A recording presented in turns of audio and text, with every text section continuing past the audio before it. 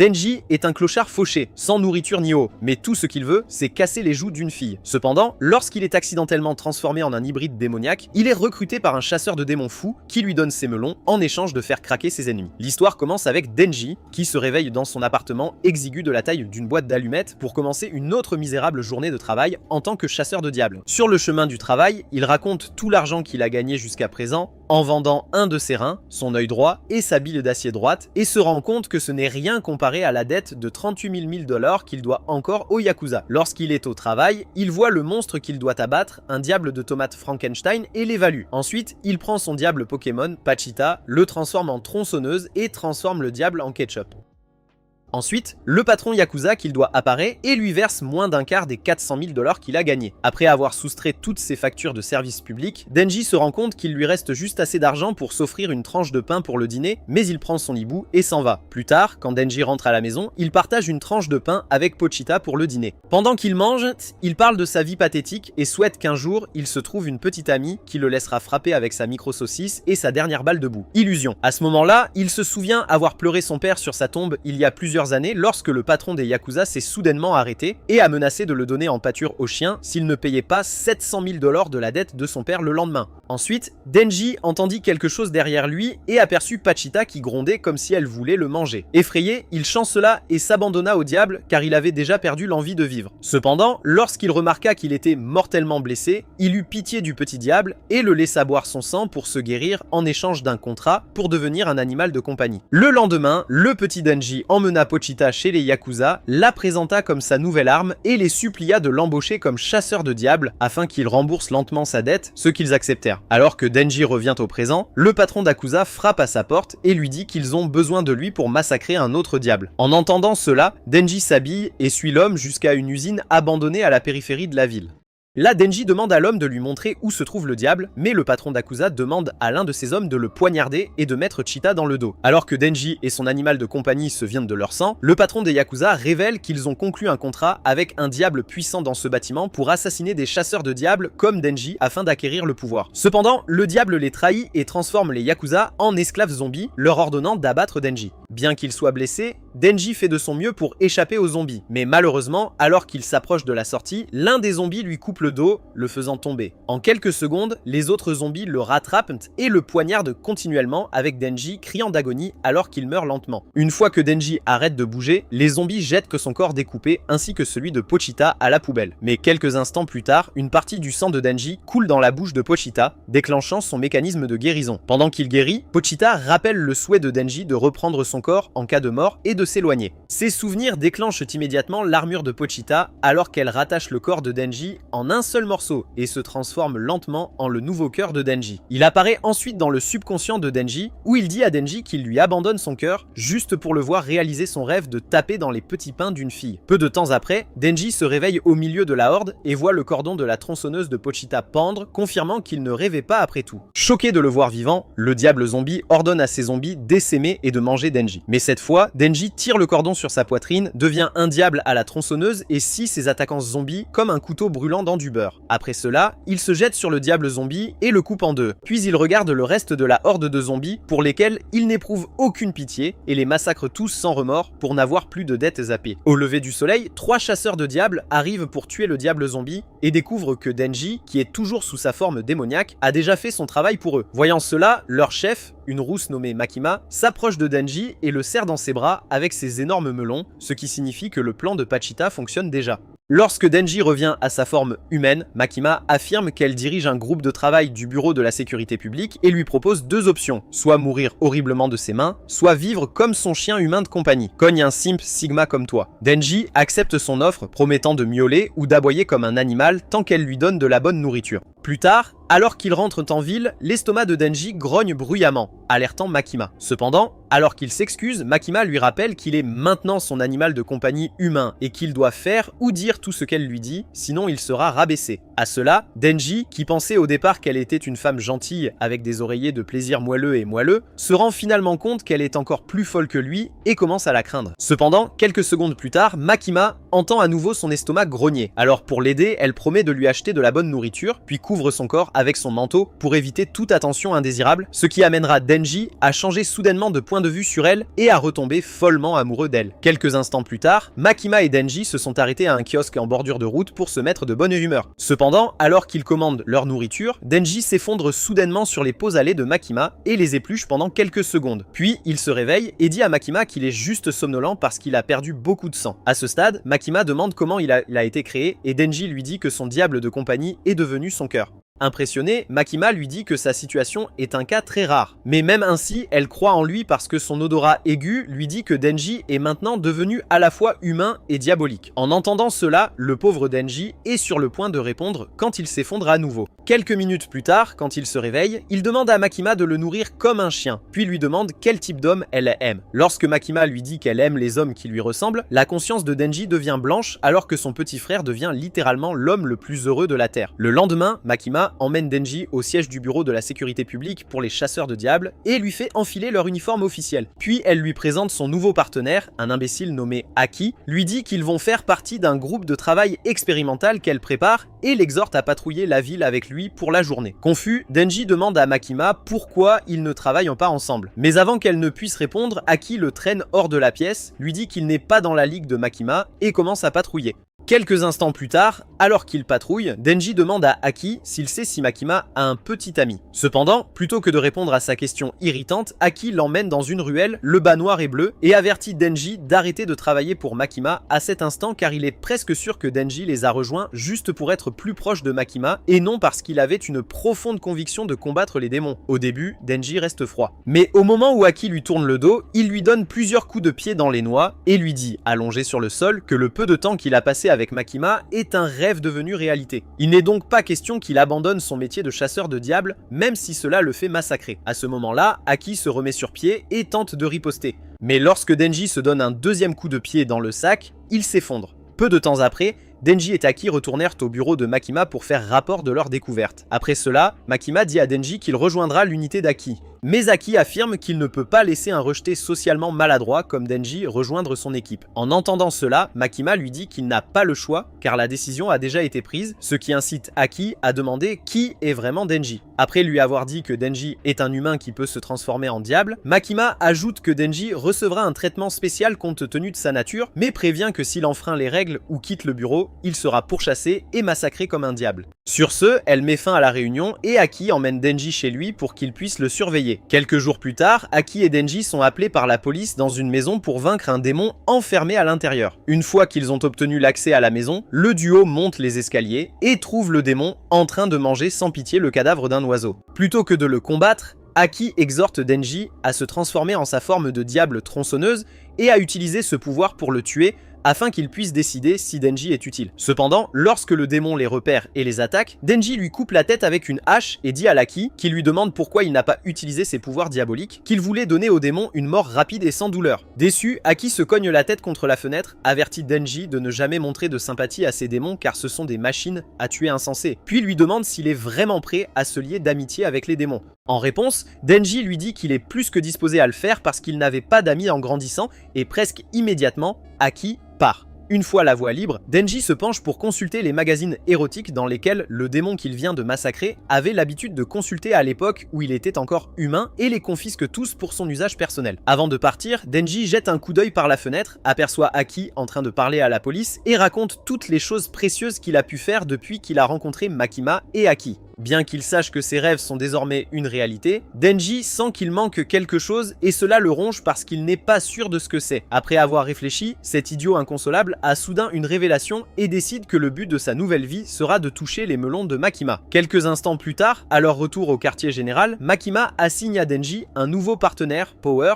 qui est également un démon cornu et la fait entrer dans la pièce.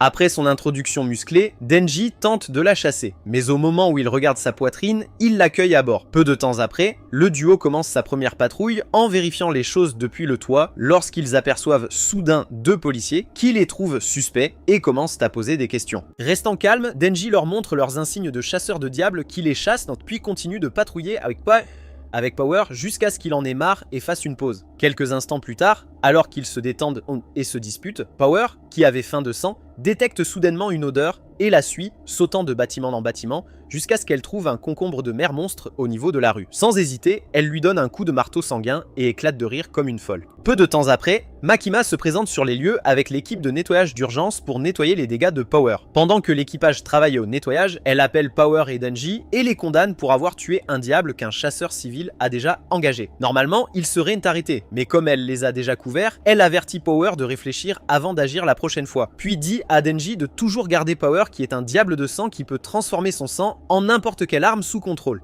Cela dit, Makima taquine Power en lui disant qu'elle la chassera bientôt du chasseur de diables si elle continue à agir comme ça. Et presque immédiatement, Power commence à accuser le pauvre Denji de lui avoir ordonné de massacrer le monstre, donc tu es un menteur. Maintenant, c'est un gros mensonge. Alors Denji la confronte évidemment pour éviter que Makima se fasse une fausse idée. Après les avoir regardés se disputer pendant quelques secondes, Makima leur dit à tous les deux de se taire, affirmant qu'elle ne se soucie pas de savoir qui est en faute ici, puis leur dit qu'elle ne s'intéresse qu'à ce qu'ils produisent de bons résultats en tant que coéquipiers, ce qu'ils ont tous deux accepté. Après leur rencontre avec Makima, Denji et Power se rendent au distributeur automatique à proximité, où Denji s'achète une canette de soda et se demande comment il va s'y prendre pour caresser les sacs amusants de Power. À ce moment-là, un chat errant miaule près de Power et elle en est immédiatement captivée. Après un bref silence, Denji essaie de raisonner Power pour qu'il puisse se faire confiance. Mais comme Power ne connaît pas encore les pouvoirs diaboliques de Denji, elle lui dit en ramassant le chat qu'elle fait plus confiance au chat qu'à un humain. En parlant de chat, elle lui parle d'un grand diable nommé Bat qui a kidnappé son ancien chat et ajoute que Makima l'a attrapé alors qu'elle le poursuivait pour récupérer son chat. Maintenant qu'elle est coincée au bureau, Power dit qu'elle est prête à tout pour récupérer son chat. Mais malheureusement pour elle, Denji est un accident de train émotionnel. Alors il lui dit que la seule chose pour laquelle il peut donner sa vie, ce sont les trailleuses d'une femme. En entendant cela, Power propose un accord qui les satisfera tous les deux. Elle promet de laisser Denji caresser ses pots de lait s'il parvient à récupérer son chat, Mioi. Et presque aussitôt, Denji devient Batman et jure de massacrer le démon pour récupérer son chat. Quelques instants plus tard, alors qu'il se dirige vers la cachette de Bats, Denji essaie de lui parler de son ancien animal de compagnie, Pachita, afin qu'ils puissent au moins se lier autour d'une affection partagée. Cependant, quand il lui dit que Pachita est morte et vit maintenant dans son cœur, le pouvoir l'arrête avec un commentaire grossier, affirmant qu'il se console pitoyablement et qu'il a juste peur d'admettre que Pachita est soit morte pour de vrai. En entendant cela, Denji est dégoûté par elle. Mais avant de dire quoi que ce soit qui pourrait l'énerver, il jette un dernier coup d'œil à ses nichons et oublie tout simplement de lui parler. Pendant ce temps, Aki est de l'autre côté de la ville en train de reconduire Makima chez elle après une réunion stressante avec ses supérieurs lorsqu'il se retrouve soudainement coincé à attendre à un feu rouge. Pendant qu'ils attendent, Aki dit à Makima que Denji ne semble pas aussi spécial qu'elle le prétend et lui demande pourquoi elle a de si grands espoirs pour lui. Alors que le feu passe au vert, Makima se lance dans une longue diatribe sur les diables et leur nom et dit finalement à Aki que c'est parce que Denji peut se transformer en diable à la tronçonneuse, laissant Aki choqué. À peu près au même moment, Power et Denji prennent leur bus à la périphérie de la ville et se dirigent vers une maison isolée au milieu de nulle part. Alors qu'ils s'approchent des lieux, Denji parle à Power de sa capacité diabolique à transformer des parties de son corps en tronçonneuse au prix de perdre beaucoup de son sang. Mais Power ne le croit pas. Peu de temps après, Denji sent quelque chose de louche dans le plan de Power. Cependant, juste au moment où il est sur le point de lui poser des questions, elle lui frappe la tête avec son marteau de sang, l'assommant et traîne son corps à l'intérieur de la maison. Là, elle propose à Denji de jouer comme une poche de sang pour l'aider à guérir ses blessures en échange de son chat, Miaoui. Cependant, au moment où Bat boit le sang de Denji, il devient si consterné par le goût putride que lorsqu'il repousse son membre perdu, il s'échappe de la maison et observe quelques humains dans la ville à partir de là, afin qu'ils puissent chasser et boire leur sang pour se débarrasser du goût dégoûtant.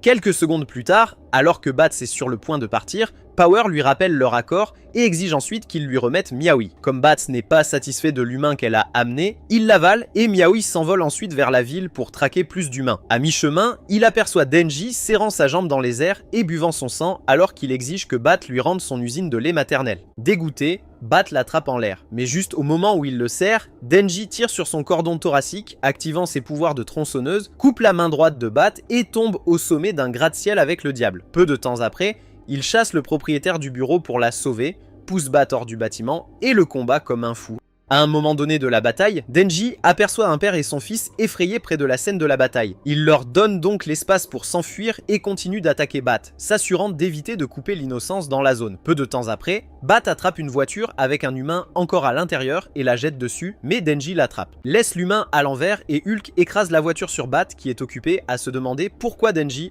un diable sauve un humain. Suite à l'explosion, Bat tire un dangereux bang sonic depuis sa bouche qui projette Denji contre le mur et lui fait exploser les tympans. Mais juste au moment où il est sur le point de manger le prochain humain sur lequel il met la main, Denji réactive ses pouvoirs de tronçonneuse, tout cela pour la culture, et regarde Bat. Choqué, Bat lui jette des pierres pour l'éloigner, mais Denji se jette quand même dessus et scie tout son corps, l'assassinant. Peu de temps après, Power, qui rêvait de sa vie avec Miaoui, se réveille dans les bras de Denji et demande pourquoi il l'a sauvé alors qu'elle savait qu'elle l'avait trompé et avait essayé de le faire manger. Lorsque Denji lui dit non verbalement que c'est pour caresser ses peaux de lait, elle soupire devant sa stupidité, s'excuse de l'avoir trahi plus tôt et lui assure qu'elle le laissera bientôt les toucher. À cela, Denji crie au ciel pour célébrer son succès. Mais peu de temps après, un deuxième diable qui se trouve être la petite amie Sangsu monstre de Bat apparaît, lui tranche la main droite et la dévore. Alors que le monstre digère sa main, le pouvoir avertit Denji de prendre Miaoui et de courir car elle ne peut pas bouger son corps.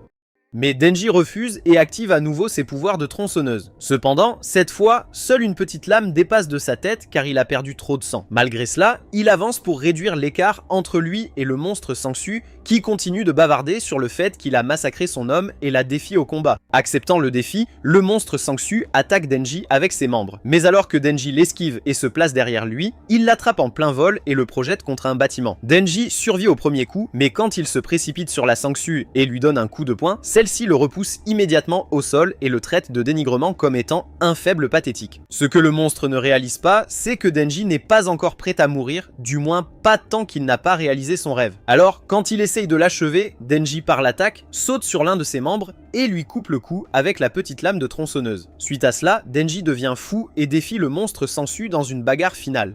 Une fois que le monstre a accepté, il le charge, esquivant chaque attaque venant directement sur lui et attache ses pattes avec des intestins de chauve-souris pour le rendre immobile. Suite à cela, il scie le cou de la Sangsu, la faisant crier de douleur et continue de sauter, esquivant les attaques et coupant des morceaux de chair de la Sangsu. Peu de temps après, la Sangsu le poignarde à travers la poitrine avec sa langue pointue et sépineuse et le maintient en place pour pouvoir l'avaler en entier. Cependant, avant que cela n'arrive, Aki se présente avec un diable sous contrat, un diable renard, et lui fait dévorer la tête de la Sangsu. Ensuite, il demande à ses subordonnés qui se présentent juste après de commencer à nettoyer la scène du crime, puis il arrive à Denji, vient le chercher et l'emmène à l'hôpital pour y être soigné. Quelques heures plus tard, Denji se réveille dans sa salle avec ses mains rattachées et Aki lui dit que après avoir vu à quel point il était facile de rattacher son bras, il croit maintenant qu'il est vraiment un démon. À cela, Denji l'accuse d'être ami avec le diable renard qu'il l'a vu utiliser plus tôt, bien qu'il l'ait averti de ne jamais être ami avec un seul. Mais Aki explique à son cerveau résistant à la logique qu'il a un contrat avec le diable renard et qu'il doit lui donner une partie de son corps à chaque fois qu'il l'utilise. Cela dit, Aki parle de démons et de démons,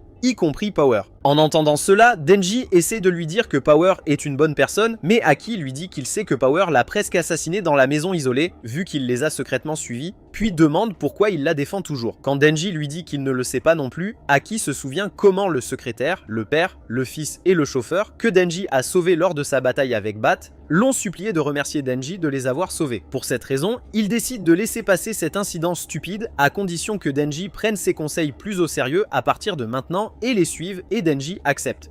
Sur ce, Aki quitte la pièce pour que Denji puisse se reposer, puis il rencontre Power, qui est dans le couloir, menotté, et la libère. Plus tard dans la nuit, Aki s'approche du bureau de Makima pour fournir un rapport verbal de l'incident avec Power et Denji. Après avoir tout expliqué, Aki exhorte Makima à ne pas les punir, puisque personne n'est mort et qu'ils ont réussi à vaincre deux puissants démons. Bien qu'elle soit légèrement surprise que Denji et Power se soient égarés si loin du bureau, Makayama tient compte de ses conseils et décide de les laisser s'en tirer. Alors qu'Aki part, elle lui dit qu'il commence déjà à reconnaître le pouvoir de Denji, mais Aki lui assure qu'elle se trompe. Le lendemain, alors qu'Aki et Denji vivent leur vie tranquille et ennuyeuse de colocataires, ils entendent soudain un grand coup à la porte et supposent qu'ils sont attaqués par un démon. Cependant, avant qu'ils ne puissent agir, Power brise la serrure de la porte, transportant des bagages, et Miaoui, et leur dit qu'elle vivra désormais avec eux. Aki appelle immédiatement Makima, exigeant de savoir ce qui se passe. Mais Makima lui dit qu'elle veut que le pouvoir reste chez lui avec Denji, afin qu'ils puissent facilement les garder tous les deux. En entendant cela, Aki lui demande avec colère pourquoi elle envoie toujours des rejetés sociaux rester chez lui. Mais quand Aki lui dit que c'est parce qu'il est la seule personne en qui elle peut avoir confiance, Aki fond et arrête de se plaindre. Au cours des jours suivants, le pouvoir fait de la vie de Denji et Aki un cauchemar alors qu'elle se met en colère lorsqu'on lui sert des légumes, refuse de tirer la chasse d'eau après l'avoir utilisée et refuse même de prendre un bain quotidiennement. Une nuit, alors que Denji débouchait les toilettes, Power apparaît, s'assoit sur le siège et lui propose des melons à caresser. En voyant cela, le cœur de Denji s'emballe comme s'il venait de courir un marathon. Et alors qu'il panique, Power lui dit qu'il ne peut les serrer que 3 fois. N'ayant plus rien à perdre, Denji attrape les melons de Power et les caresse pour la première fois. Cependant, alors que Power fait semblant d'être excité par le fait qu'il les touche, il remarque à quel point ils sont mousseux et se fige sous le choc alors qu'il se demande pourquoi. Réalisant qu'elle a été attrapée, Power retire les coussinets qu'elle y a mis pour agrandir ses melons et demande à Denji, dont le cerveau présente des problèmes comme un programme informatique défectueux, de les caresser encore 2 fois. Ensuite, elle se lève et déclame un peu pendant que Denji reste là, sous le choc. Puis elle part dans sa chambre pour passer la nuit. Le lendemain matin, Denji se met au travail l'air maussade et insatisfait et passe ses premières heures dans le bureau de Makima à faire de la paperasse ennuyeuse. Pendant qu'il y est, Makima remarque son humeur et lui demande ce qui le tracasse. En réponse, Denji soupire et admet qu'il se sent vide après avoir réalisé que toucher les sacs amusants de Power n'est pas aussi grave qu'il le pensait. En entendant cela, Makima prend ses mains dans les siennes et lui dit que des choses comme ça ne signifient quelque chose que s'il les fait avec quelqu'un avec qui il a un lien. Après avoir dit cela, elle lui mord doucement le doigt et lui dit de se souvenir de cette sensation. Denji se casse presque une noix dans son pantalon alors qu'il transpire et halète sous le choc comme Zenitsu, à chaque fois qu'il voit une femme. Mais au moment où il lui dit qu'il s'en souviendra, Makima pose sa main sur son pot à l'aile gauche et le laisse le presser. En moins d'une seconde, Denji recule devant la douceur des melons de son patron et tombe accidentellement. Voyant cela, Makima se tient au-dessus de lui, rapproche dangereusement ses lèvres des siennes et lui demande si elle peut lui demander une faveur. Une fois que Denji dit oui, elle se lève et prend place, puis lui dit de l'aider à vaincre le diable des armes. Confuse, Denji lui demande ce que c'est et elle lui dit que c'est un démon incroyablement fort qui est apparu il y a 13 ans, a détruit la vie de millions de personnes et a disparu. Depuis lors, tous les chasseurs de démons ont rejoint le bureau dans l'espoir de rencontrer et de vaincre un jour le diable des armes à feu, mais jusqu'à présent, personne ne l'a trouvé. Cela étant dit, Makima adoucit l'accord et dit à Denji que s'il peut vaincre le diable des armes à feu avec son pouvoir, elle lui accordera un souhait, quel qu'il soit. À cela, Denji demande une fois de plus à Makima si elle est vraiment sérieuse à l'idée de lui exaucer son plus grand souhait, qui est de se casser les joues. Quand Makima lui dit qu'elle est partante pour ça, il devient un nouvel homme et jure sur sa mère décédée qu'il vaincra le diable des armes. Suite à cela, Makima continue son histoire sur la tyrannie du diable des armes à feu, racontant à Denji que le démon a anéanti 200 000 personnes en 5 minutes avant de disparaître sans laisser de traces. Elle demande ensuite à Denji s'il pense être assez fort pour le vaincre. Une fois que Denji lui a assuré qu'il le ferait, Makima passe à la phase suivante de son explication qui consiste à localiser le démon. Pour ce faire, elle ouvre une mallette sur son bureau et montre à Denji des morceaux de chair du diable armé qu'ils ont réussi à rassembler au fil des ans. Puis lui dit, tout en retirant un morceau de la touffe, que tout diable qui mange l'un des morceaux gagnera une fraction du pouvoir du diable armé. Passant à autre chose, elle laisse tomber le morceau qu'elle vient de tirer, le regarde se magnétiser jusqu'à la touffe d'origine et dit à Denji que s'ils peuvent rassembler suffisamment de morceaux pour former une masse suffisamment grosse, alors les propriétés magnétiques du corps métallique les mèneront au Gundeville original. Quelques jours plus tard, le bureau reçoit une demande d'extermination visant à massacrer un diable aperçu dans un hôtel. Makima envoie donc Denji, Power, Aki, le partenaire d'Aki, Himino, et 2 autres recrues, Arai et Kibinu, sur les lieux du crime. À son arrivée, Aki sort un morceau du corps du Gundeville, le balance dans les airs et observe. Une fois que la pièce commence à se déplacer vers l'hôtel, il découvre que le diable à l'intérieur a consommé un morceau du Gundeville. Mais avant d'entrer, il se tourne vers Denji au pouvoir, qui commence à agir de manière indisciplinée et les soudoie avec du chewing-gum pour les garder sous contrôle. Voyant cela, Arai demande à Aki si c'est vraiment acceptable de confier leur vie aux rejetés pour la prochaine bataille. En réponse, Aki lui dit qu'ils n'ont pas besoin de leur faire confiance car il prévoit de les faire entrer en premier, donc il sera plus facile de les éliminer s'ils se comportent mal. À cela, Power et Denji confrontent Aki pour les avoir traités comme des animaux. Mais alors qu'Aki leur tombe dessus, Himino promet d'embrasser celui qui assassine le diable sur la joue. En entendant cela, Denji lui dit qu'il n'est pas intéressé par son baiser, parce qu'il a déjà décidé avec qui sera son premier baiser, et qu'il est prêt à massacrer le diable des armes pour le faire. Cependant, quand Himino améliore son offre, lui disant qu'elle l'embrassera sur la langue à la place, Denji se précipite dans l'hôtel, bouche bée comme un chien, juste pour vaincre le monstre. Pour l'empêcher de gâcher leur mission, Arai le poursuit et le plaque contre un mur. Alors qu'il l'étrangle, Power et Kobeni se joignent à eux pour regarder, laissant Aki et Himeno derrière eux pour discuter de leurs chances de survie. Peu de temps après, ils avancent tous les 6 et ne s'arrêtent que lorsque Himeno sent un diable dans l'une des pièces devant eux. Bientôt, une tête diabolique avec les mains attachées émerge avec un sourire étrange et se jette sur eux. Tandis que Kobeni, la mauviette parmi eux, panique, Himeno retient le diable avec sa main éthérée et demande à Power de le couper en deux. Après cela, Power se félicite d'avoir vaincu le démon, mais Himeno lui dit que c'est elle qui a utilisé sa main droite éthérée, qui lui a été accordée dans le cadre d'un contrat avec le diable fantôme en échange de son œil droit pour le maintenir enfoncé afin que Power puisse le terminer. Une fois cela réglé, ils montent la cage d'escalier jusqu'à l'étage suivant. Cependant, quand ils arrivent, Aki remarque la même tache de sang du pouvoir diabolique qui vient d'être assassiné sur le mur et devient très confus. Il se précipite au bord de la cage d'escalier pour enquêter et se rend vite compte qu'ils sont toujours au 8e étage alors qu'ils devraient être au 9e. Pour être sûr qu'il n'a pas d'hallucination, il demande aux autres. Mais une fois qu'ils ont confirmé qu'il avait raison, il redescend les escaliers pour le tester, pour finalement se retrouver à nouveau au même étage. Voyant cela, Himeno demande à Kabeni, qui panique, de faire des signes double P, puis descend les escaliers pour se retrouver au même étage. À ce stade, entre dans l'une des pièces et sort par la fenêtre pour voir s'il peut s'échapper de l'étage inférieur. Mais lorsqu'il réapparaît au même étage, lui et tous les autres se rendent compte qu'ils sont piégés au 8e étage. Cependant, plutôt que de réagir de manière excessive, Aki garde son équipe calme et réfléchit à ses options.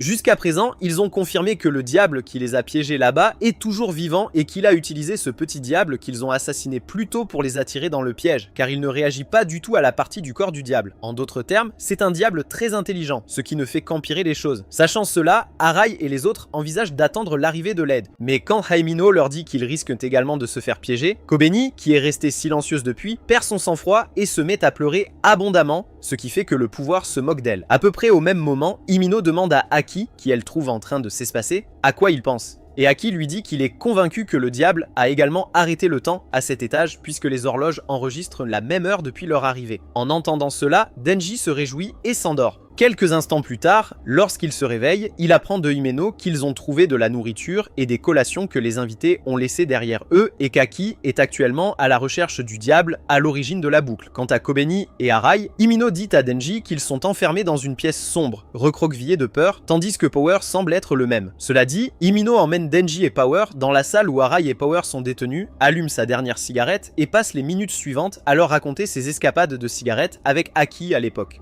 Alors qu'elle termine son histoire, Aki retourne dans la pièce et récupère la cigarette d'Himeno. Tout en inhalant quelques bouffées, il annonce la nouvelle à tout le monde. Il s'avère que la petite tête de monstre qu'il pensait avoir tuée grossit, et si on n'y prend pas garde, elle engloutira tout le sol. Alors que les autres réagissent à la nouvelle, le grand monstre grotesque, qui ressemble au roi des rats de The Last of Us, sort soudainement d'une porte, alertant immédiatement Aki et les autres, et leur dit qu'il est prêt à les épargner tous s'ils le laissent manger Denji. Alors qu'Aki et les autres digèrent cette demande absurde, Kobeni la mauviette se glisse hors de sa chambre, tenant un couteau et frissonnant de peur brute et non filtrée, et charge Denji de l'assassiner. Heureusement, Aki voit clair dans sa stupidité. Alors avant qu'elle n'arrive à Denji, il lui arrache la lame des mains et l'assomme. Suite à cela, il essaie d'invoquer son diable renard pour dévorer le monstre. Mais quand cela ne fonctionne pas, Himeno utilise sa main fantôme éthérée pour arracher un peu de peau du diable. Réagissant à la douleur, le diable dégoûtant grandit et les repousse un peu, puis dit à Himeno que son corps réel qui contient son cœur n'est pas du tout à cet étage. La seule façon pour eux de s'en sortir vivants est donc d'accepter l'accord. À ce stade, Arai, qui est au coin, frissonnant de peur et de désespoir, conseille à Aki et Himeno d'accepter l'accord et de livrer Denji au diable afin qu'il puisse vivre. Cependant, Aki sait que la mort de Denji serait à l'avantage du diable, ce qui pourrait plus tard s'avérer être un problème à l'avenir. Il ignore donc les conseils des membres de son équipe de livrer Denji et rejette l'accord. Quelques minutes plus tard, Aki, Himeno et Denji s'allongent sur le sol du couloir, fouillant leurs dernières cellules cérébrales pour déterminer leur prochain mouvement.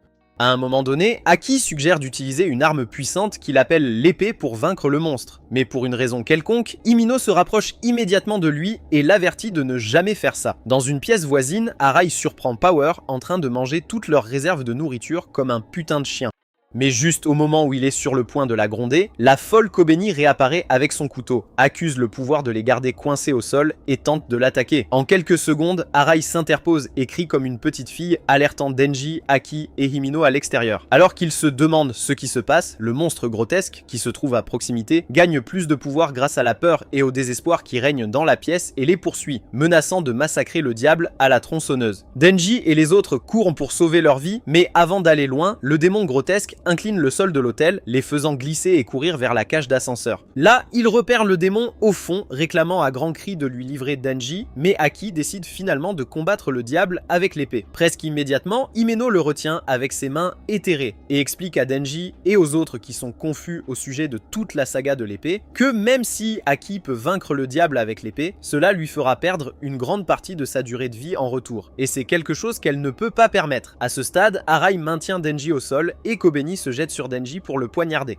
En une fraction de seconde, Aki s'interpose entre eux et se fait poignarder à la place de Denji. Puis il dit à tout le monde qu'il ne peut pas encore laisser Denji mourir parce qu'il a besoin de lui pour massacrer le diable des armes à feu le moment venu. Après avoir entendu tout ce qu'Aki vient de dire, Denji a le pouvoir d'essayer d'arrêter son saignement en utilisant ses pouvoirs de démon du sang. Mais pendant qu'elle y est, Himino se souvient des tombes de ses 5 anciens subordonnés et s'effondre. Confuse. Dans tout ce brouhaha, Kobeni évite les responsabilités comme une femme moderne typique et jure que tout cela s'est produit parce que Denji ne s'est pas laissé manger par le démon. À ce moment-là, Denji en a assez de tous les reproches de la victime, alors il décide de se rendre au diable et de voir s'il peut utiliser ses pouvoirs de tronçonneuse pour le massacrer. Après quelques bavardages supplémentaires, il tire sur la corde de la tronçonneuse qui pend de sa poitrine, activant ses pouvoirs de tronçonneuse et saute dans la gueule du monstre. Après un bref silence, Denji s'arrache de la gueule du diable et scie chaque partie de son corps, cherchant son cœur pour le détruire. Malheureusement pour lui, pendant qu'il fait cela, le diable l'attaque violemment, lui mordant le corps et le laissant avec des blessures ouvertes, de sorte qu'il perd suffisamment de sang pour que les tronçonneuses se rétractent. À un moment donné, Denji est réellement dépassé alors que ces tronçonneuses commencent lentement à se rétracter sur son corps. Mais juste au moment où ils sont sur le point de l'achever, il poignarde l'une des têtes du monstre, avale le sang violet dégoûtant, les réactive et continue le combat. Pendant ce temps, Himino, avec les autres, le regarde comme si elle venait de voir le Joker de Temu parce que Denji semblait un peu trop aimer découper ce monstre. Alors qu'il continue de se battre, elle se souvient de quelque chose que son supérieur, Kishibei, lui a dit lors d'une de ses visites au cimetière. Apparemment, Kishibei lui a dit que les fous comme Denji sont les seuls types de chasseurs de diables qui peuvent vraiment vaincre les diables, car il est difficile pour un diable de vraiment savoir ou de comprendre ce que pense une personne folle, et encore moins de l'effrayer jusqu'au désespoir. Quant aux personnes rationnelles comme elle et Aki, Kishibe ajoute qu'elles doivent abandonner leur rationalité et développer suffisamment de folie pour détruire le diable des armes. Cela dit, il part et Hyménos revient au présent pour voir Denji toujours dans le puits avec le monstre s'effondrant d'épuisement. Pour l'aider, elle le relève avec sa main fantôme, puis tire sur le cordon pour réactiver ses pouvoirs de tronçonneuse et regarde avec admiration le fils d'arme fou continuer à découper le corps du monstre grotesque. 3 jours plus tard, Himino en a très marre de regarder Denji. Alors elle s'effondre sur le lit voisin où est allongé Akia, l'entoure de ses bras et s'endort. Pendant ce temps, le monstre grotesque en a assez de toute la douleur qu'il a subie à cause des tronçonneuses de Denji au cours des 3 derniers jours. Alors pour enfin avoir la paix, il abandonne son cœur à Denji et le supplie de le détruire pour qu'il puisse mourir en paix. Sans hésiter, Denji détruit le cœur et presque aussitôt, lui et ses collègues échappent à la boucle spatiale. Lorsqu'ils sortent de l'hôtel, Denji regarde la pièce de Gundeville. Il parvient à sortir du diable et s'endort dans les bras d'Himeno. Après l'avoir emmené à l'hôpital, Aki et Himeno chassent des diables dans une ruelle et discutent de l'organisation d'une petite fête de bienvenue dans un bar voisin pour renforcer leurs liens et garder Arai et Kibino qui regrettent tous deux d'avoir voulu sacrifier Tenji dans leur équipe. Alors qu'ils trouvent un petit morceau du diable des armes à feu dans le monstre qu'ils viennent de tuer, Aki juge la fête inutile. Cependant, après avoir écouté plusieurs autres excuses d'Himeno, il accepte finalement la fête à condition qu'elle ait lieu la même semaine afin qu'il puisse inviter Makima avant son départ pour Kyoto la semaine suivante. Quelques nuits plus tard, Aki, Himeno, Kobeni, Arai, Denji, Power et quelques autres recrues, à l'exception de Makima, se rassemblent tous dans un petit bar et organisent un grand festin pour célébrer la fête de bienvenue. Après avoir porté un grand toast, ils avalent tous quelques pintes de bière pendant que Power continue continue d'essayer de s'accaparer toute la nourriture. Peu de temps après, Denji se souvient soudain que Hymenos doit encore l'embrasser. Mais quand il le lui rappelle, elle le presse de la laisser se saouler davantage pour qu'elle puisse lui en donner un bien épais. Réalisant qu'elle a probablement raison, Denji accepte et passe à la phase suivante de leur petite fête, qui consiste à se présenter, à connaître leur âge et le diable avec lequel ils sont liés s'ils veulent partager. Après quelques petites discussions, ils se présentent ainsi que ses passe-temps, laissant Himino choqué par son jeune âge réel. Ensuite, Arai se présente comme un chasseur de diables sous contrat avec le diable Renard Daki, et Kobeni se présente comme une jeune adulte qui a peur de tout. Suite à cela, Himino se tourne vers un autre de ses collègues qui est avec eux, Fushi, et lui pose des questions sur sa recrue. Mais quand Fushi lui dit que le gars est mort la veille, Himino dit une courte prière pour lui et continue de boire. Alors que la fête continue, Arai et Kobeni sont choqués de voir à quel point il est facile pour des gens de mourir au sein du bureau. Ils ont interrogé Fuji à ce sujet avec la peur inscrite sur leur visage, mais Fuji et un autre collègue au hasard qui les accompagnait les ont exhortés à s'habituer à voir beaucoup de gens mourir jeunes au bureau. À peu près au même moment, tandis que Himeno s'accroche à Denji, ivre mort, Denji apprend de Fushi que Himeno devient très bizarre à chaque fois qu'elle est ivre et qu'elle a embrassé tout le monde à l'exception des débutants, et commence à parler de lui qui a reçu son premier baiser ce soir-là sans savoir que Makima, qui vient d'arriver, est juste derrière lui en train d'écouter. Après avoir sauté en lui faisant peur, elle prend place et interroge Denji sur le baiser dont il parlait plus tôt. Mais Denji change rapidement de sujet pour éviter de décevoir les deux femmes par sa bêtise. Au cours des prochaines minutes, il parle des pièces du diable qu'il trouve facilement de nos jours, et Aki demande à Makima s'il y a quelque chose à propos de Denji qu'elle ne leur dit pas, mais elle promet de lui dire s'il peut la surpasser. Avec cela, Aki, Himeno et Makima commandent un bateau plein de bière et de boissons jusqu'à ce que Himeno et Aki abandonnent et que Makima reste debout. Peu de temps après, Himeno attrape soudainement le visage de Denji et verrouille ses lèvres avec sa langue, l'embrassant comme si sa sucette perdue était dans sa bouche. Au début, Denji apprécie ce sentiment. Mais malheureusement pour lui, alors que son Coctopus Prime s'apprête à être lancé, Himano vomit dans sa bouche, ce qui fait que tout le monde se moque de lui. Embarrassé, Denji se précipite aux toilettes avec Arai derrière lui et vomit de l'intérieur. Pendant qu'il le fait, Arai devient maussade et lui dit qu'il est jaloux que Denji ait plus de talent que lui en tant que chasseur de diables. Mais Denji regarde l'imbécile et lui dit que tant que son premier baiser n'a pas le goût de vomi, alors la vie le traite bien mieux que lui. Peu de temps après avoir vomi toute la nourriture et les boissons qu'il avait bu cette nuit-là, Denji s'effondre et Himino le ramène chez lui. Quelques heures plus tard, Denji se réveille au milieu de la nuit sur le lit d'Himino et commence à mendier de l'eau à quiconque se trouve autour tout en se rappelant tout ce qui s'est passé plus tôt. Peu de temps après, Himino, qui est toujours ivre, grimpe sur lui et lui donne une boisson énergisante avec sa bouche. Ensuite, elle lui reproche d'être amoureuse de Makima, tout comme Aki, puis s'allonge à côté de lui et lui demande de lui applaudir sur le champ. Il va donc finalement perdre sa carte V. En entendant cela, Denji regarde Himino comme s'il venait de voir un fantôme et lui demande si elle est vraiment sérieuse à l'idée qu'il se tape. Quand Himino lui assure qu'elle est prête, il lève les bras et la laisse retirer sa chemise, se demandant si c'est vraiment bien pour sa première fois d'être avec une femme ivre qui sent le vomi au lieu de Makima. Pendant qu'il est occupé à réfléchir, Himano descend jusqu'à son pantalon et enlève lentement la ceinture pour lui donner un topi bâclé de classe mondiale en tant que chèvre de gorge certifié. Cependant, à la dernière minute, elle sent quelque chose dans sa poche et sort la sucette que Makima a donnée à Denji ce soir-là lorsqu'elle lui a acheté des médicaments contre la gueule de bois. Tout en le léchant, elle essaie alors une nouvelle fois de lui donner le Gog Gog 3000. Mais après s'être souvenu de certains mots que Makima lui a dit après avoir acheté le médicament, il rejette ses avances et dort par terre, déçu. Très tôt le lendemain matin, Himino réveille Denji pour un petit déjeuner léger. Pendant qu'il mange, Himino, qui prétend ne pas se souvenir de la dernière nuit, demande à Denji si elle s'est imposée sur lui. Lorsque Denji lui dit que rien ne s'est passé, affirmant qu'il est déterminé à sa première fois avec Makima, Himino pousse un soupir de soulagement et demande à Denji son affection pour Makima. Compte tenu de son comportement trash de patronne, Himino demande à Denji s'il aime néanmoins Makima, et Denji lui assure qu'il est éperdument amoureux d'elle. En entendant cela, Himino suggère qu'elle et Denji concluent un accord. Elle l'aidera à se réunir avec Makima, et il l'aidera à se réunir avec Aki.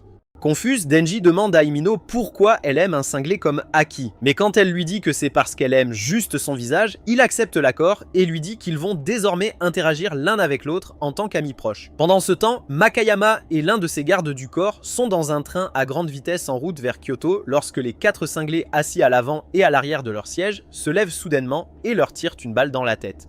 Plus tard dans la journée, alors que la vie dans la ville continue avec Aki et les autres ignorant toujours la fusillade de Makima, plusieurs civils à des endroits aléatoires commencent soudainement à sortir des armes et à se tirer dessus pendant plusieurs minutes d'affilée. Alors que d'innombrables personnes, y compris des chasseurs de diables, Dai, Denji, qui mangent dans un restaurant avec Himeno, Power et Aki, entendant un coup de feu venant de partout dans le pâté de maison. Cependant, lorsqu'il leur pose la question, ils lui répondent que c'est probablement un tambour très bruyant et l'ignorent.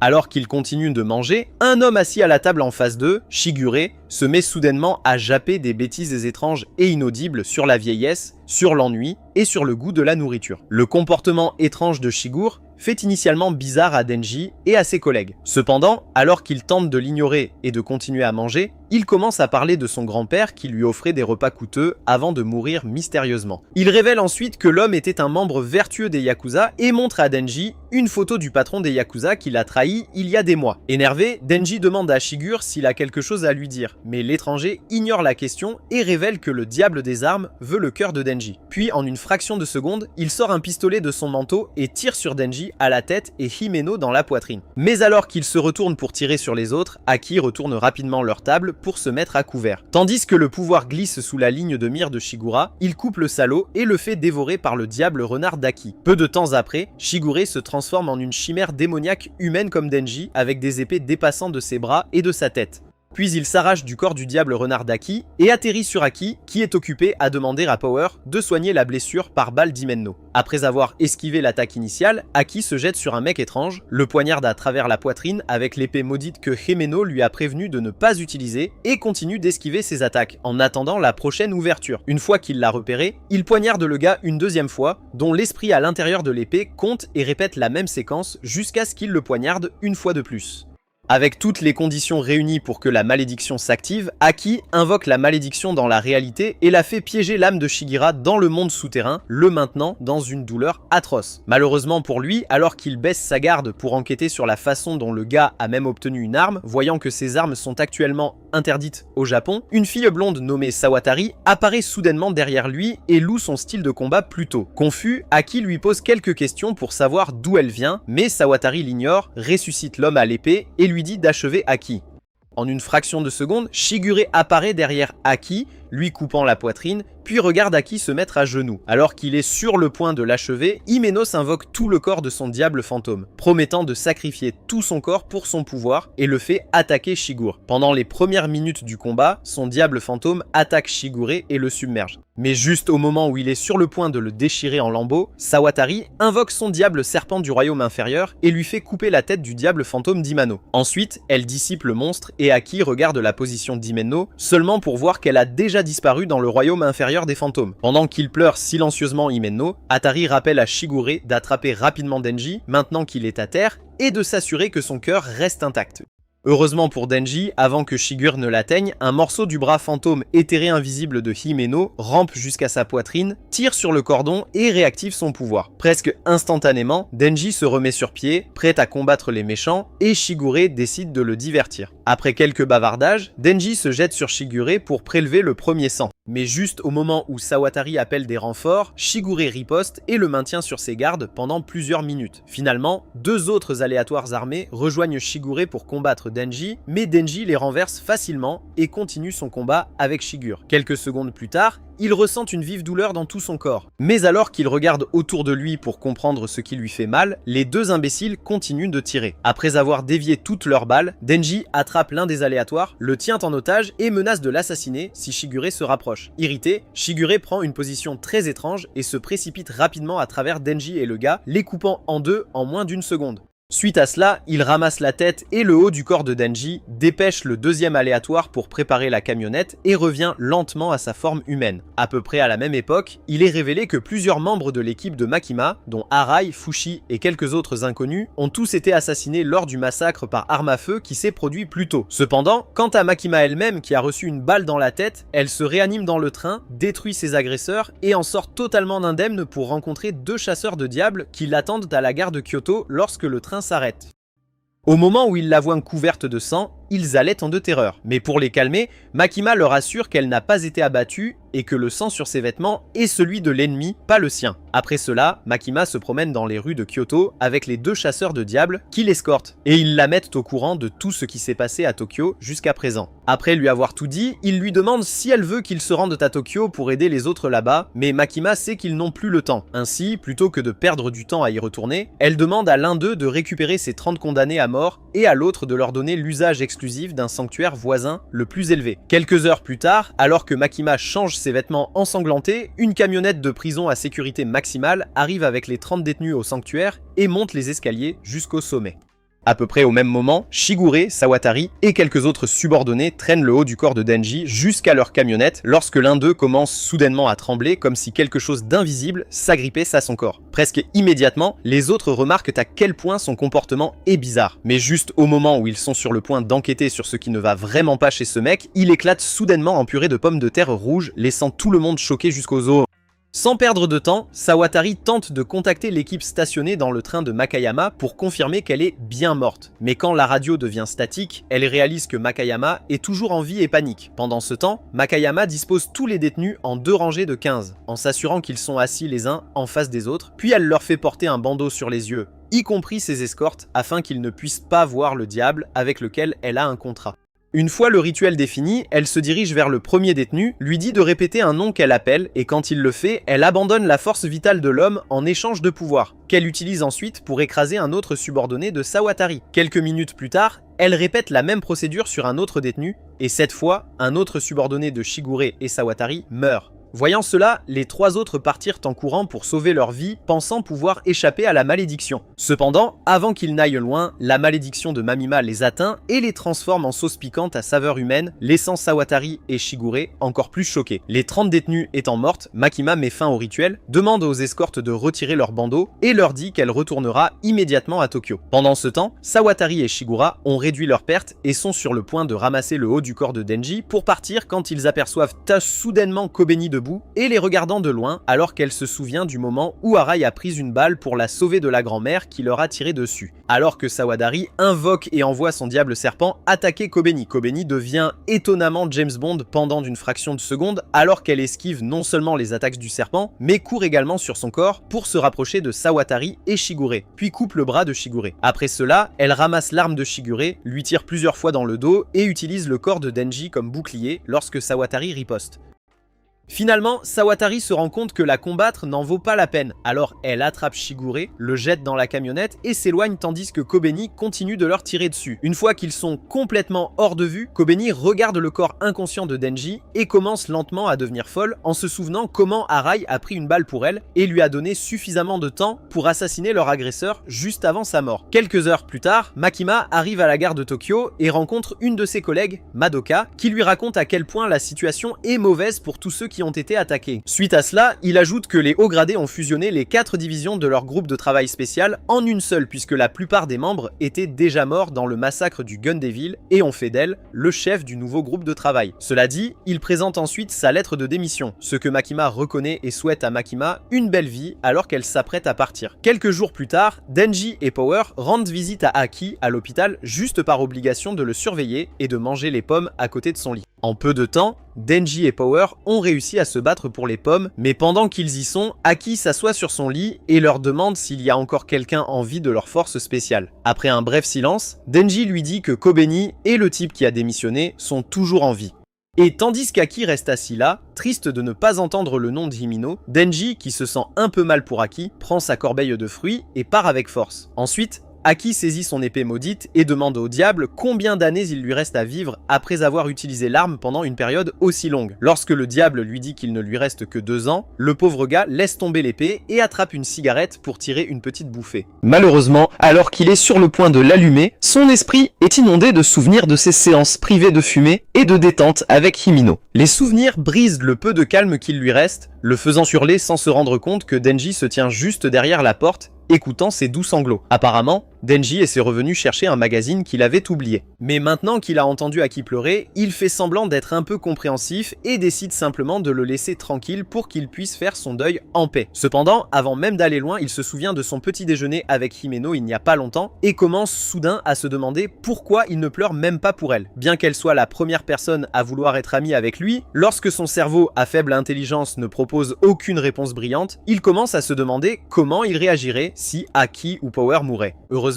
il est honnête avec lui-même et réalise qu'il ne serait probablement pas si triste s'il mourait. Là encore, quand il imagine Makima mourir, Denji pense qu'il serait triste pendant un moment à cause des sentiments qu'il a pour elle. Mais même quand même, il pense qu'il finirait par recommencer à profiter de 3 repas par jour et à bien dormir, ce qui est tout ce qu'il a toujours voulu. Sachant cela, Denji serre sa poitrine avec un air effroyable alors qu'il se demande s'il a perdu ses émotions humaines ainsi que son cœur humain à l'époque. Heureusement pour lui, il est en mort cérébrale. Alors plutôt que de perdre du temps à penser à des choses qui n'ont pas d'importance, il les oublie et quitte l'hôpital avec Power pour voir Makima. Peu de temps après, les escortes de Makima de Kyoto se présentent dans la chambre d'Aki et se présentent comme les personnes demandées par Makima pour entraîner leur groupe de travail. À peu près au même moment, Denji et Power rencontrent Makima, qui les emmène au cimetière pour rencontrer le chasseur de diables le plus fort et le plus stoïque du bureau, Kishibe, afin qu'il puisse les entraîner. Une fois arrivé, Kishibe pose à Denji et Power 3 questions importantes pour voir s'ils sont assez fous pour participer à son entraînement. Après avoir entendu leurs réponses, Kishibe Bey se montre presque fou de savoir à quel point il est heureux alors qu'il les transmet avec brio et promet immédiatement de leur apprendre tout ce qu'il sait pour être un chasseur de diables efficace. Il dit à Makima de partir pour qu'ils puissent commencer leur entraînement immédiatement. Et une fois qu'elle le fait, il serre Denji dans ses bras et leur dit qu'il va être leur pire cauchemar pour les prochains mois. Suite à cela, il leur écrase le cou avec sa force, tout en les serrant dans ses bras et les laisse tomber au sol lorsqu'ils arrêtent d'essayer de le combattre. Ensuite, il sort une poche de sang qu'il a reçue précédemment de l'hôpital. Ensuite, il leur en donne à tous les deux quelques pintes, ce qui les guérit immédiatement. Une fois qu'ils sont de nouveau sur pied, Power demande avec colère à Kishibei pourquoi il vient de les étrangler à mort, et il leur dit que c'était la seule chose à laquelle il pouvait penser pour le moment. De plus, tout le monde le connaît déjà comme le chasseur de diables le plus puissant. Donc, s'il veut les former, alors il doit les former au point où ils peuvent le faire tomber. Cela dit, Kishibei commence leur entraînement et, presque immédiatement, donne à Denji un coup de sang et lui fait attaquer Kishibai en premier. Sentant le danger, Kishibai esquive facilement la frappe et le poignarde à la poitrine. Alors que Power le charge par derrière, il lui tranche la gorge avec son poignard, puis les laisse tous les deux au sol et promet de les transformer en dur à cuire. Pendant ce temps, Aki est toujours dans son lit d'hôpital et essaie d'invoquer son diable renard. Mais comme il ne se présente pas, les escortes de Makima lui disent que le renard le déteste désormais et qu'il ne tiendra probablement plus compte de son invocation. Passant à autre chose, il parle de son épée maudite et la condamne comme une arme inutile qui le tuera avant qu'il ne puisse l'utiliser à nouveau, puis lui disent qu'ils sont là pour le rendre meilleur au combat. Avant d'entrer dans les détails, ils lui donnent une chance de quitter le bureau maintenant qu'il en a la possibilité. Quand Aki refuse de faire cela, ils reconnaissent sa conviction et mettent fin à cela. Plus tard dans la nuit, Kishibet termine son entraînement avec Power et Denji et les laisse allongés au milieu de nulle part. Peu de temps après, Denji se réveille avec un cerveau défectueux et commence à babiller comme un nouveau-né. Cependant, lorsque Power lui donne du sens, il reprend ses esprits et lui demande combien de fois Kishibai l'a assassiné pendant leur entraînement. Après que Power lui ait dit qu'elle avait arrêté de compter après 20, ils entament une longue marche vers la ville, se plaignant de la force anormale de Kishibai et préparant des moyens de quitter le bureau. D'ici peu, ils se souviennent qu'ils seront assassinés s'ils font défection. Alors pour éviter cela, ils décident de rester derrière et de vaincre Kishibai avec le cerveau qu'ils n'ont pas au lieu d'utiliser simplement leurs muscles purs. Le lendemain, alors que Kishibe s'approche de la porte de l'appartement de Power et Denji pour une visite, Power, qui l'attend juste derrière la porte, forge une lance de sang et l'attaque. Après que Kishibe l'ait esquivé et brisé, Power draine tout le sang des bouteilles posées sur le sol au-dessus des leurs, puis les transforme en lances de sang et attaque Kishiba d'en haut. Lorsque Kishiba les esquive et les brise tous habilement, Denji saute dans le couloir et essaie de l'attaquer par derrière avec une hache, mais Kishibe lui enlève les lunettes de ses yeux et laisse le doufus allongé inconscient sur le sol comme un chiot acculé. Suite à cela, il salue leur plan et expose les défauts qu'il a remarqués. Tout d'abord, il note que Power a utilisé trop de sang pour créer ses lances et est devenu anémique. Ensuite, il dit à Denji que son problème était qu'il ne pouvait pas prédire son attaque, puis met un terme à cela. Malheureusement pour Denji, au moment où il baisse sa garde alors que Kishibe se dirige vers la cage d'escalier, Kishibe jette soudainement un couteau et le poignarde à la tête, l'avertissant de ne jamais faire confiance à un chasseur de diables la prochaine fois. Plus tard, les escortes de Makima emmènent Taki au sous-sol du bureau où sont gardés bon nombre des diables les plus dangereux afin qu'il puisse conclure un contrat avec le plus fort de la salle, le futur diable. Au cours du long voyage, Aki se souvient des lettres d'Himino qu'il avait relues à l'hôpital lorsque sa sœur cadette les lui avait livrées et se sent un peu triste en y pensant. Quelques instants plus tard, lorsqu'ils arrivent finalement à la cellule du futur diable, les escortes ouvrent la porte, laissent Taki entrer et le laissent seul avec le démon. Peu de temps après, un démon qui ressemble à l'enfant amoureux d'un cyclope et d'un nain des arbres sort et commence à devenir fou pendant quelques secondes. Une fois que c'est fait, Aki lui dit qu'il est là pour conclure un contrat avec lui et lui demande ce qu'il veut en retour. Avant de faire cela, le diable lui dit de mettre sa tête dans le trou de son ventre afin qu'il puisse voir son avenir et décider de ce qu'il sacrifiera pour son pouvoir. Après qu'Aki ait fait cela, le diable voit son avenir, ricane comme une horrible sorcière d'Halloween, puis dit à Aki qu'il a juste besoin de lui permettre de résider dans son œil droit. Quand Aki le regarde, confus, le diable lui dit qu'il n'exige que peu car il est déjà vu qu'Aki mourra d'une mort horrible dans le futur, ce avec quoi Aki est étonnamment cool. Pendant ce temps, Kishibe termine son entraînement avec Denji au pouvoir et leur dit qu'ils sortiront tous chercher Shigure et Sawatari le lendemain pour venger les victimes du massacre de Gun Devil.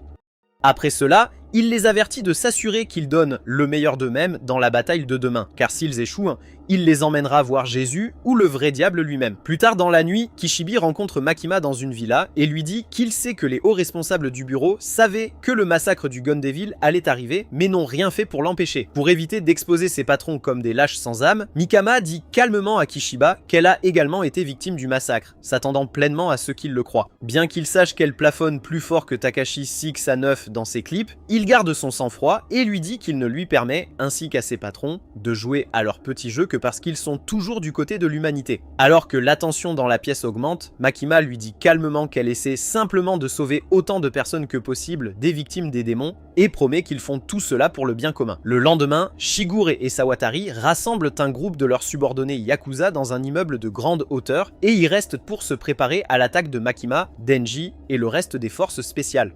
Après quelques bavardages, Shigure et Sawatari informent leurs hommes de se méfier de leur arme secrète dans le sous-sol, une horde de zombies, et ils promettent tous de tenir compte de ces avertissements. Plus tard, Makima rencontre un autre patron Yakuza dans sa villa discrète avec ses sbires et lui demande de lui dire les noms de tous les jeunes qui ont planifié le massacre de Gun Devil. Sans hésiter, le patron des Yakuza sort la photo de Sawatari et raconte à Makima que c'est elle qui a conclu le contrat du jeune avec le Gun Devil en lui payant 20 000 yens en échange d'une arme à feu et de quelques munitions.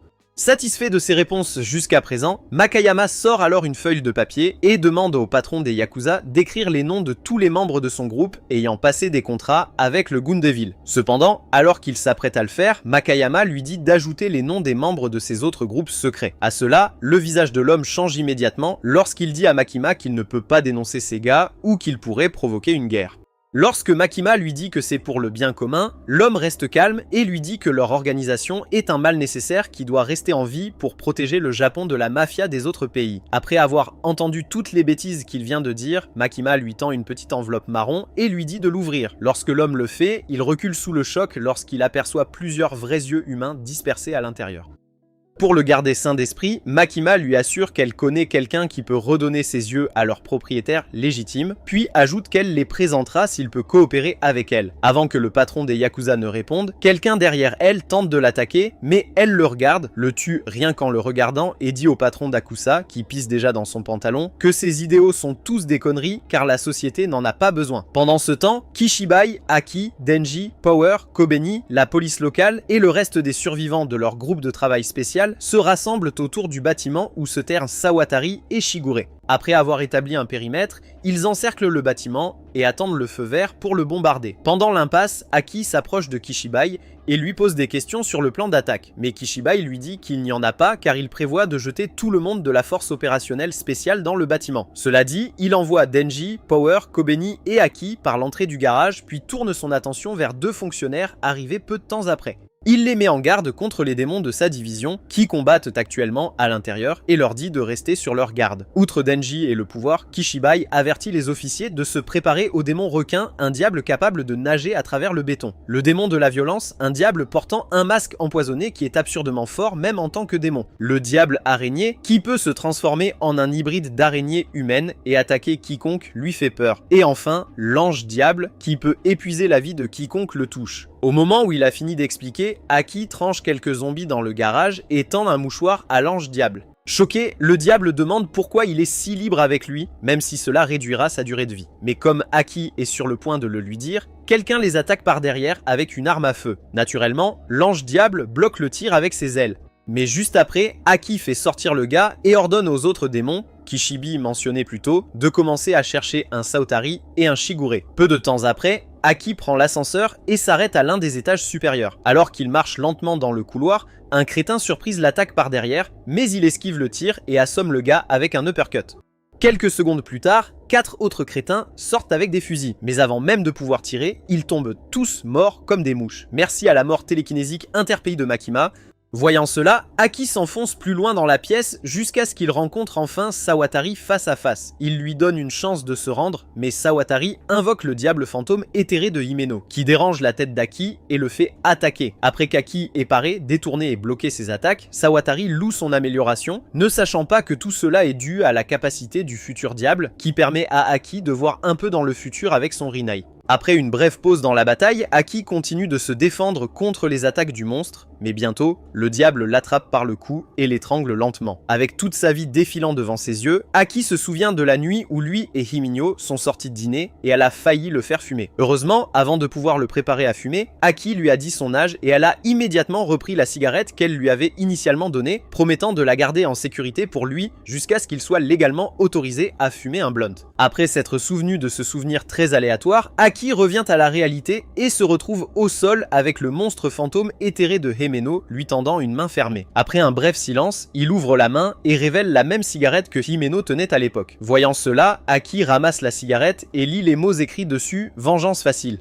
Puis il pousse un soupir de soulagement, comme s'il venait de recevoir un message d'Himeno dans l'autre monde. Peu de temps après, il se remet sur pied, marche calmement vers le diable fantôme sans aucune crainte, grimpe à l'arrière de sa tête et le décapite d'un seul mouvement singulier, laissant la carapace Sawatari choquée. Le diable fantôme étant abattu, Sawatari tente rapidement d'invoquer son diable serpent. Mais dans cette fraction de seconde, Kobeni arrive à temps et la tient sous la pointe d'un couteau, obligeant Sawatari à se rendre immédiatement. Pendant ce temps, Power et Denji prennent l'ascenseur jusqu'à un étage supérieur où ils trouveront probablement Shigure et ses sbires. Sur le chemin, Power commence à grignoter de la chair de zombie pourri. Mais quand Denji Trash lui en parle, elle lui dit que ce n'est que de la viande et se bat avec lui. Quelques secondes plus tard, l'ascenseur s'arrête soudainement au 7e étage et s'ouvre. Au-delà des portes, Denji et Power aperçoivent un groupe de zombies en hibernation et Denji suggère de les laisser tranquilles car ils ne les ont pas encore remarqués. Malheureusement, alors qu'il est sur le point de fermer les portes de l'ascenseur, Power saute hors de l'ascenseur, alerte les zombies et commence à les combattre. Pour conserver ses forces pour le véritable ennemi, Denji abandonne le pouvoir, ferme les portes de l'ascenseur et continue de monter jusqu'au sommet. Peu de temps après, Denji arrive enfin au 13e étage et aperçoit Shiyuri, ainsi que 2 hommes armés qui l'attendent déjà.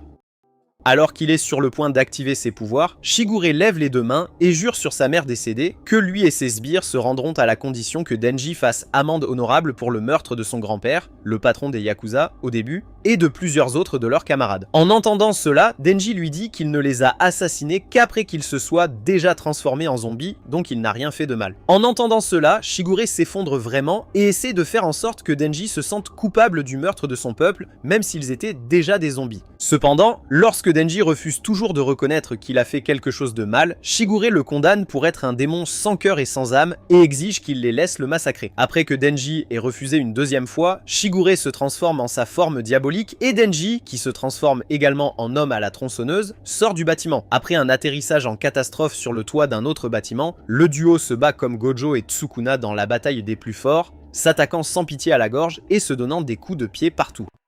À un moment donné de la bataille, Shigura claque Denji au sommet d'un train en mouvement, puis il atterrit et engage Denji dans des discussions trash. Une fois qu'ils sont tous les deux excités, ils continuent d'affronter des épées et des scies sur le dessus du train à grande vitesse alors qu'ils se déplacent jusqu'à ce que Shigura attaque Denji d'en haut et le claque contre l'une des voitures. Alors que les passagers de la voiture courent pour sauver leur vie, le conducteur du train freine brusquement et Shigura continue de combattre Denji. Au cours des secondes suivantes, il coupe les bras de Denji, le rendant et lui donnant une chance supplémentaire de se repentir du meurtre de son grand-père avant de mourir. En entendant cela, Denji se remet sur pied et se précipite sur Shigure pour l'attaquer avec une tronçonneuse sur la tête, ne sachant pas que Shigure copierait également son mouvement. Suite à cette attaque finale, la tête de Denji se brise et Shigure commence à parler comme s'il était un maître zen, exigeant qu'il s'excuse afin de pouvoir mettre fin aux choses rapidement. À ce moment-là, Denji commence à le traiter d'idiot parce qu'il pensait qu'il n'avait pas de chaîne aux jambes. Et avant même que Shigure ne s'en rende compte, son corps entier se divise en deux comme une foutue pinata, l'assassinant temporairement. Peu de temps après, Shigure se réveille en slip et se retrouve lié au train. Lorsque Denji se présente pour jubiler, il s'écrase et jure de massacrer Denji une fois qu'il sera sauvé. Cependant, Denji ignore son discours et souligne à quel point il est injuste que Shigure puisse vivre le reste de sa vie dans une prison à sécurité maximale, tandis que Himano, la belle femme qu'il a assassinée, ne pourra jamais revenir. Alors que Shigure essaye de lui parler, Aki se présente pour signaler l'incident.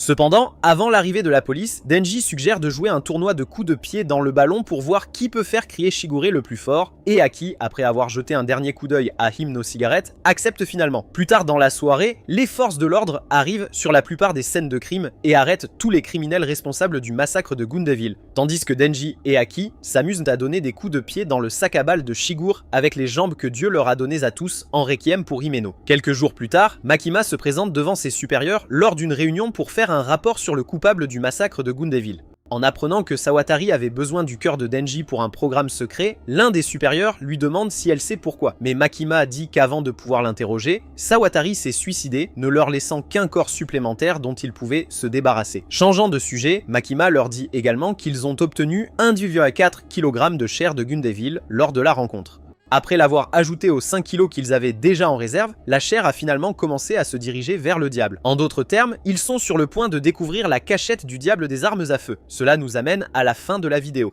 Que pensez-vous de ce récapitulatif? Pensez-vous que Denji vaincra le Gundeville et réalisera enfin son souhait avec Makima? Faites-le nous savoir dans les commentaires ci-dessous. Et si vous voulez plus de récapitulatifs d'animés comme ceci, regardez plutôt cette vidéo.